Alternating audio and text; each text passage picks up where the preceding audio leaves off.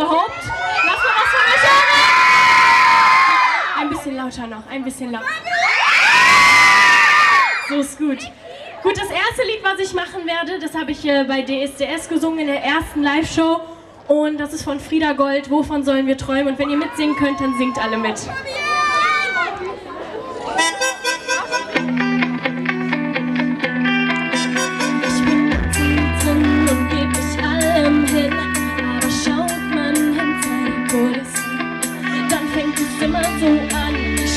Immer zu lang, krieg's nicht hin und fühl mich deshalb beschissen. Ich erkenne mich nicht in der Schaufenster, scheint mir denke nichts, was mir gefällt. Ich brauch die schönsten Kleider und die stärksten Männer und deine Hand für immer festhält. Wovon sollen wir träumen? So wie wir sind, so wie wir sind. Woran können wir glauben? Wofür das denn? Was kommt und bleibt, so wie wir sind? Lass mal!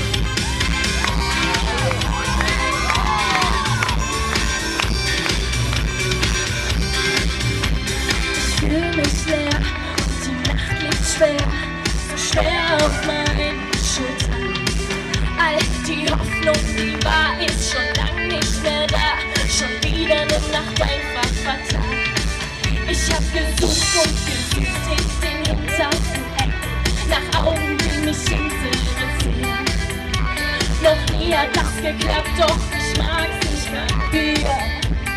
Alle mit singen! Wovon sollen wir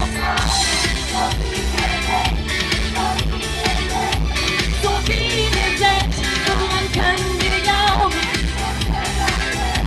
Was kommt und bleibt? Die Luft der Stadt, durch fremde Hände und wir werden nicht satt. Wir wachen dann auf bei einem anderen Geliebten, von dem wir dachten, dass wir sie nie verlassen.